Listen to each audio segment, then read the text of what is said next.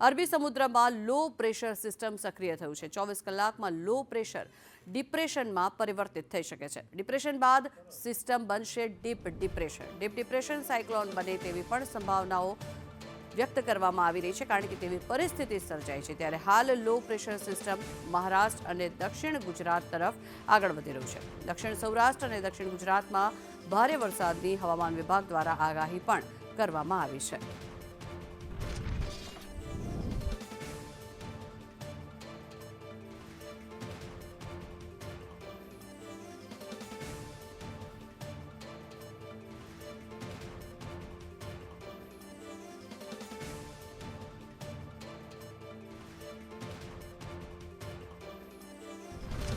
અરબી સમુદ્રની અંદર સર્જાયેલ લો પ્રેશર હવે ડિપ્રેશન બની રહ્યું છે અને આવનારા સમયમાં તે સંભવિત સાયક્લોન બની શકે તેવી સંભાવનાઓ વ્યક્ત કરવામાં આવી રહી છે. ત્યારે હવામાન નિષ્ણાંત અંબાલાલ પટેલ છે, તેમની સાથે વાતચીત કરીશું કે સાયક્લોનને લઈને હાલ કયા પ્રકારની પરિસ્થિતિ છે, શું આ વરસાદી સિસ્ટમ છે કે જે વાવાઝોડું બનશે કે નહીં. કાકા, જે આ કાલે લો પ્રેશર હતું અત્યારે ડિપ્રેશનમાં પરિવર્તિત થઈ ગયું છે, પરિસ્થિતિ જોતા શું લાગી રહ્યું છે? સાયક્લોન બનશે, કેવી પરિસ્થિતિ ઊભી થશે? આ સાગરમાં જે ડીપ ડિપ્રેશન બનવાની પછી જે પ્રક્રિયા હોય છે સાયક્લોન બનવાની, એ અત્યારે લગભગ સમુદ્રના પાણીમાં એન્ટી સાયક્લોન ઘણા બની ગયા છે. અને બીજું જોવા જઈએ તો જે લો પ્રેશર 1000 મિલીબારથી ઓછા હતા, 998 990 એ મિલીબાર હવે 1000 ઉપર વધી ગયા છે ગુજરાતના આજુબાજુમાં. એ એકાએક મિલીબાર વધ્યા છે. મિલીબાર ઘટવા થાય તો લો પ્રેશર ઘણું ઘટે, પણ આ કંઈ સમજાતું નથી કે આવું કેમ થાય છે. આમ છતાં લગભગ મુંબઈ કર્ણાટકના ઉપરના ભાગોમાં અને મુંબઈના ભાગમાં ભારેથી અતિભારે વરસાદ થવાની શક્યતા રહે છે આગામી 3 દિવસમાં 4 દિવસમાં. અને લગભગ લક્ષદ્વીપના ઉપરના ભાગો અને તામિલનાડુથી લગભગ કર્ણાટકની આજુબાજુના ભાગોમાં એક મોટી સિસ્ટમ આકાર લે છે અને આ સિસ્ટમ ધીરે ધીરે આગળ વધશે. ક્વચિત આ સિસ્ટમ જે છે એ સમુદ્રનું તાપમાન જે છે સાનુકૂળ છે, પરંતુ એક પછી એક બનતા એન્ટી સાયક્લોન અને હવાના દબાણોમાં ફેરફાર થઈ ગયા છે. એટલે આ જે છે આ સિસ્ટમ સંતા કુકડી રમી રહી છે.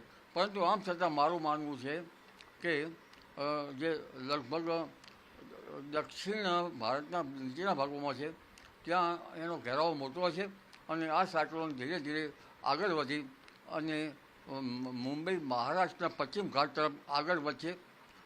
કારણ કે દરિયામાં આગળ વધતા હાલ તો એ પાછું ધકેલી જાય એવું છે અડધેક દૂર જતાં. અને આ સાયક્લોનની ગતિવિધિના કારણે છેક પશ્ચિમ કાંઠે ભારેથી તીવ્ર વરસાદ થવાની શક્યતા રહે છે. મુંબઈ, મહારાષ્ટ્ર, રત્નાગીરીમાં ભારે વરસાદ થવાની શક્યતા રહે છે. મહારાષ્ટ્રના સર્વના ભાગમાં ભારેથી અતિભારે વરસાદ થવાની શક્યતા રહે છે.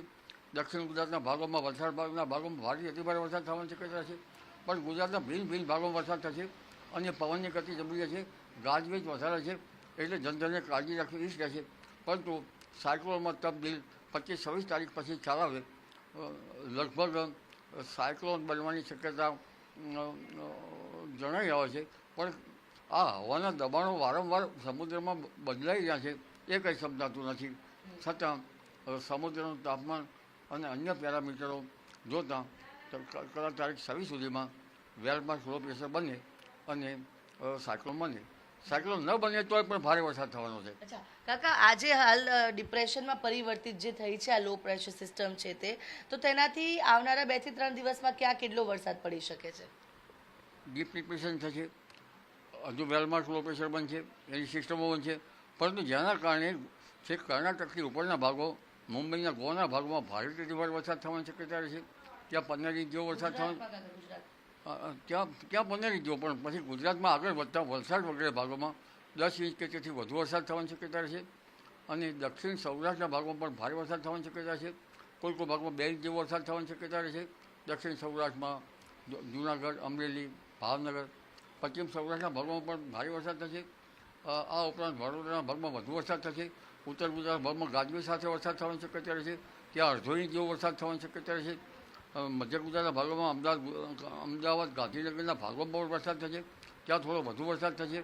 એટલે જે અતિ ભારે વરસાદનું જે વિપર્યોય વાવાઝોડું એવી એટલી બધી ગતિવિધિ જણાતી નથી, પણ સમુદ્રમાં 65 થી 70 કિલોમીટરના ઝડપના પવનો ફૂંકાઈ શકે અને ક્યારેક 100 કિલોમીટર ઝડપના પવનો ફૂંકાઈ શકે. એટલે દરિયા ખેડૂતોએ સાવધ રહેવાની તો જરૂર છે જી. કાકા, બંગાળની ખાડીમાં પણ હલચલ હાલ જોવા મળી રહી છે. અત્યારે જે બંગાળની ખાડીની પરિસ્થિતિ શું છે? વાવાઝોડું બનવાની ત્યાં કોઈ સંભાવના ખરી? તારીખ 28મી મે બાદ બંગાળ અને ઉપસાગરમાં સાયક્લોન બનવાની શક્યતા રહેશે, પણ તેનો ટ્રેક સંભવિત ઓરિસ્સા અથવા તો બાંગ્લાદેશ અથવા તો દેશના પૂર્વ ભાગ તરફ જવાની શક્યતા રહેશે, પણ જેના કારણે રાજ્યના ભાગમાં વરસાદ થવાની શક્યતા રહેશે. બીજું, આ સાયક્લોનની ગતિવિધિના કારણે આગામી 1 કે 2 દિવસમાં ભારતના દક્ષિણ છેડે ચોમાસું દસ્તક લઈ શકે છે. એટલે તારીખ 24 આસપાસ ચોમાસાનું જે આગમન છે એ થઈ શકે છે, પરંતુ ત્યાંની ગતિવિધિ ત્યાં નોર્મ્સ જે છે, આઉટગોઇંગ, ઇનગોઈંગ, રેડિયેશન, વાદળો બનવા, ભૂમધ્ય મહાસાગરમાં હલચલ જોવા મળવી, અને અલગ અલગ સ્ટેશનમાં વરસાદનો નિયત માત્રામાં વરસાદ થવો, આ બધા જ પછી જ હવામાન ખાતું પુષ્ટિ કરશે કે કેળ કાંઠે ચોમાસું પહોંચ્યું છે. પરંતુ દક્ષિણ ભારતમાં કેરળથી કર્ણાટક સુધી ભારેથી અતિ ભારે વરસાદ હમણાં મોન્સૂનની ગતિવિધિના કારણે થવાની શક્યતા રહે છે, અને સમય પહેલાં ચોમાસું આવી જવાની શક્યતા રહે છે જી. બિલકુલ. તો જે રીતે જે હાલ લો પ્રેશર સિસ્ટમ હતી અરબી સમુદ્રમાં તે ડિપ્રેશનમાં પરિવર્તિત થઈ રહી છે, ત્યારબાદ ડીપ ડિપ્રેશન, વોલમાર્ક લો પ્રેશર, એટલે કે અલગ અલગ જે સ્ટેપ્સ હોય છે તે મુજબ હાલ આગળ વધી રહી છે. અને જે હાલની પરિસ્થિતિ મુજબ 26મી મે સુધીમાં આ એક સાયક્લોન બની શકે. જો કે બીજી તરફ બંગાળની ખાડીમાં પણ 28 મે આસપાસ એક સાયક્લોન બની રહ્યું છે, તેનાથી વાતાવરણમાં જે ભેજ આવશે તેના કારણે પણ ગુજરાતમાં વરસાદની સંભાવના હવામાન નિષ્ણાંત અંબાલાલ પટેલ દ્વારા વ્યક્ત કરવામાં આવી છે. કેમેરા પર્સન મનીષ વાણિયા સાથે આયુષી યાજ્ઞિક, સંદેશ ન્યૂઝ, ગાંધીનગર.